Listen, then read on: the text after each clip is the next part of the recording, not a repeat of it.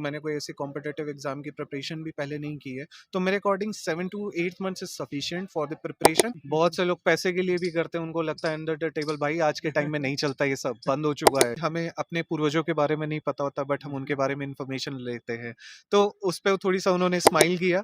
Hello दोस्तों, नमस्कार। मेरा नाम है विभांशु। स्वागत है आप सभी का हमारे एक और नए वीडियो में। दोस्तों अभी हम हैं यूपीएससी भवन पर, जहां पर इस समय यूपीएससी 2024 का इंटरव्यू चल रहा है। अभी सर इंटरव्यू देके आ रहे हैं, इनसे जानेंगे कैसा इनका इंटरव्यू रहा, साथ साथ इनकी स्ट्रेटजी क्या रही, सब कुछ आज के इस वीडियो में क्लियर करेंगे। बस आप लोग वीडियो में अंत तक बने रहिएगा। सर इंटरव्यू कैसा रहा आपका? मेरा इंटरव्यू मेरे अकॉर्डिंग अच्छा रहा, वो तो डिपेंड करता है कि अंदर सबको कैसा लगा। कौन सा अटेम्प्ट ये मेरा फर्स्ट अटेम्प्ट है।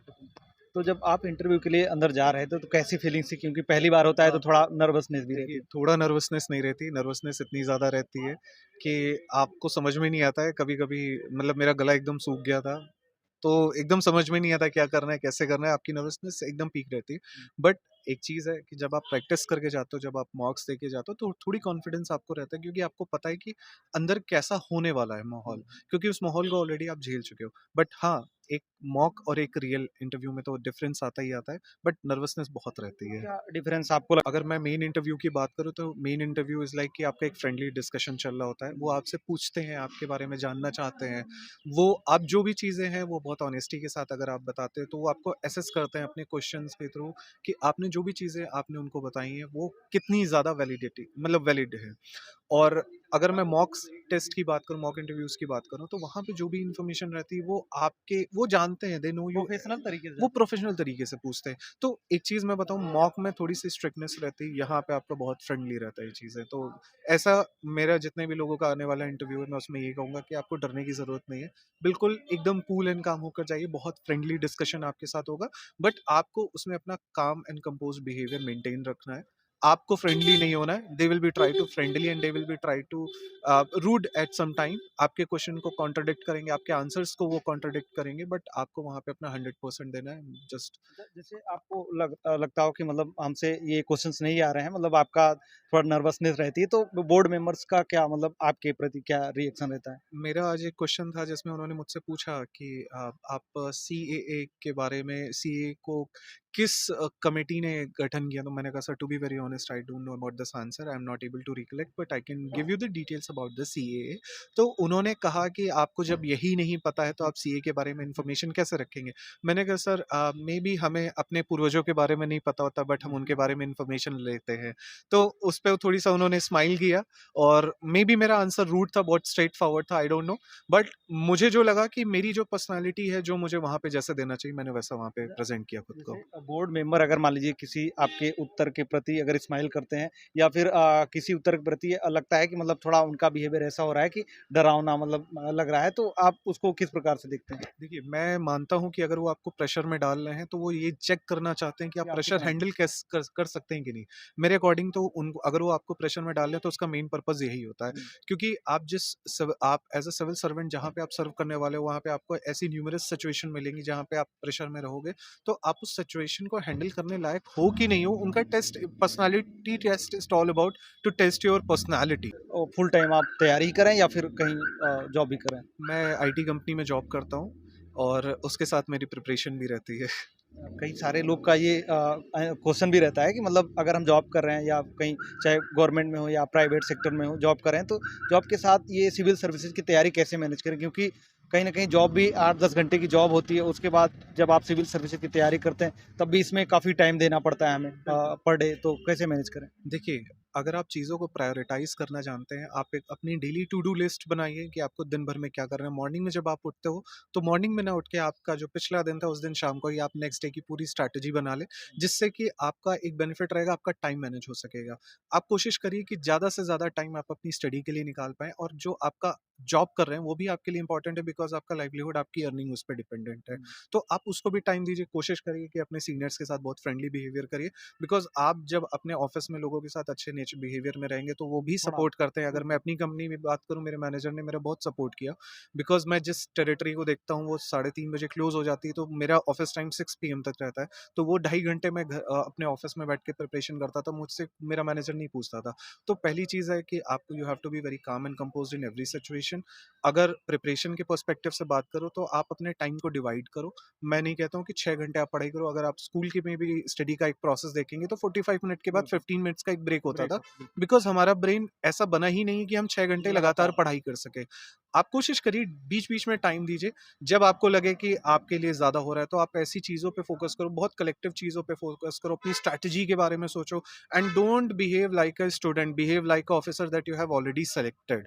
Don't behave like that you are a student and you are UP aspirant. No, if you are starting preparation for the UPSC, then consider yourself as a UPSC officer, as civil servant. Don't think about that कि आप अभी clear नहीं हुआ है, clear होने के बाद होगा। मैं तो ये सोचता हूँ कि मैं हो चुका हूँ। जब आप सोचते बिल्कुल, हो तो हमारा दिमाग उस चीज़ को स्टिमुलेट करके बिल्कुल। वैसे रिएक्ट करता है, सिंपल। अच्छा, जैसे सर कई बार होता है मान लीजिए आप जॉब कर रहे हैं, उसके बाद आप तैयारी भी करें तो क कई मन में ऐसा ख़्याल नहीं आता है कि मतलब अगर हम फुल टाइम प्रिपरेशन करें तो हो सकता है हमारा जल्दी क्लियर हो जाए सिविल सर्विस एग्ज़ाम। अगर आप प्रिपरेशन की बात करते हैं तो I have seen so many peoples जिन्होंने थर्ड अटेम्प्ट, फोर्थ अटेम्प्ट में निकाला है, बट उसके पहले उनका सिलेक्शन ऑलरेडी यूपीएससी में हो चुका था, हुँ, एंड उन्होंने वो एज अ वर्किंग ऑफिसर उन्होंने फिर से आईएएस बनने के लिए उन्होंने यूपीएससी में किया। तो आप क्या सोचते हैं उनके माइंड में क्या चल रहा होगा? वो वो बिल्कुल। हमसे ज्यादा प्रेशर में वो जॉब कर रहे हैं। उनके पास रिस्पॉन्सिबिलिटी है गवर्नमेंट। मेरे पास तो I am a private employee, लेकिन तो फिर भी जैसे वो अगर मान लीजिए कहीं सिलेक्टेड हैं, तो कहीं न कहीं वो चीज़ें तैयार करके तब वहाँ तक पहुँचे। लेकिन अगर कोई प्राइवेट सेक्टर में है, जॉब कर रहा है, स्ट्रगल कर रहा है काफ़ी, तो उनके लिए आप ये बिल्कुल मत सोचिए कि आपको फाइनल इंटरव्यू में क्या करना है। आप हुँ, ये सोचो कि आपको आपका नेक्स्ट स्टेप क्या है। Hmm, don't take it as a कि ये 100 मीटर रेस है, ये आपके लिए एक मैराथन है। हाँ, स्टेप बिल्कुल। बाय स्टेप आप एक slow and steady always wins the race. Don't think like rabbit, think like a tortoise, but don't become too slow in comparison to the others. आप अपनी प्रिपरेशन अपने हिसाब से कंटिन्यू रखिए। आपकी स्ट्रैटेजी आप जानते हो, आपके बारे में आपसे ज़्यादा कोई नहीं जानता है, तो आप अपने बारे में बहुत अच्छा समझते हो, तो आपको पता है कि आपकी कमियाँ क्या है। उन कमियों पे वर्क करो, आप अपना टाइम अच्छे से मैनेज करो, अपनी धीरे-धीरे प्रिपरेशन स्टार्ट करो।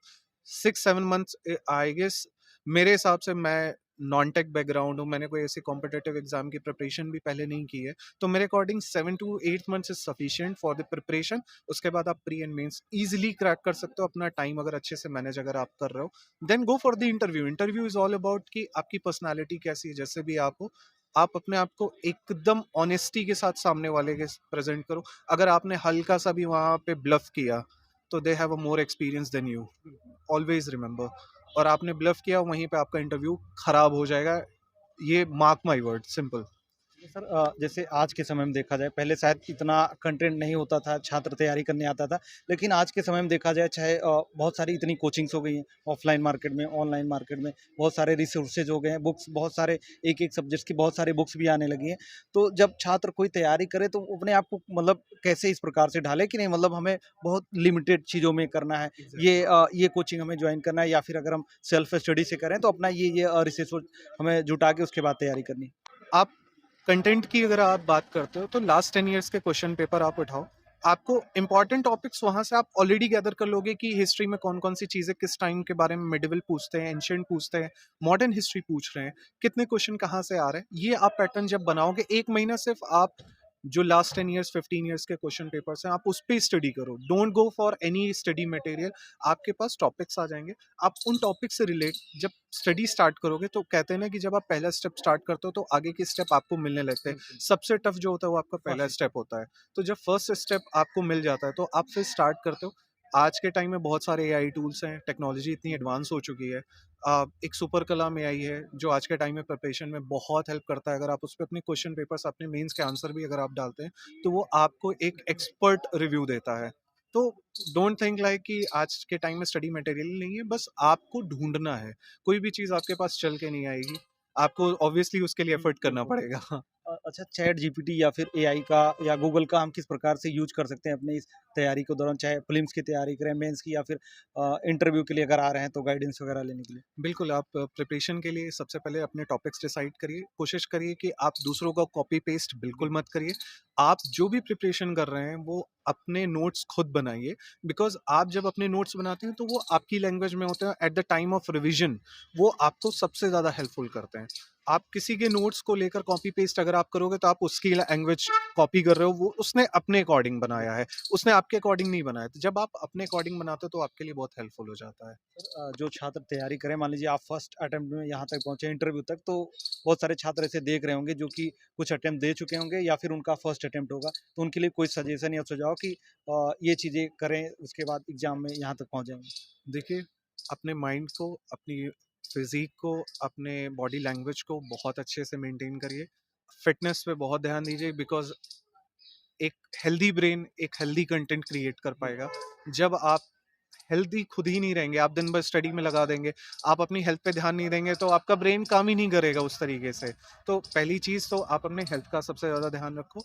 आप अपने पैशन को परस्यू करो और आप अपने गोल को डिसाइड करो कि आप यूपीएससी अगर प्रिपेयर कर रहे हो तो क्यों कर रहे हो?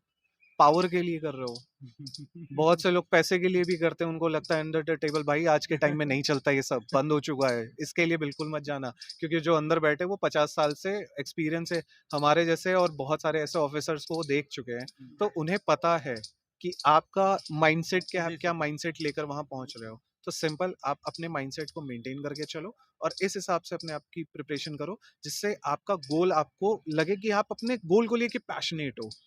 तब तक अगर आप यूपीएससी को लेके पैशनेट नहीं है, अगर फैमिली प्रेशर को लेके अगर आप कर रहे हो या किसी भी प्रेशर को लेके आप कर रहे हो, तो don't go for UPSC. I would say strongly recommend करूंगा, जब तक आपके अंदर एक जुनून नहीं होगा तब तक आप यूपीएससी बिल्कुल मत आना। यूपीएससी सिर्फ उनके लिए जो जुनून होता है, जिनके अंदर कुछ कर दिखाने का जुनून रहता है, सिंपल।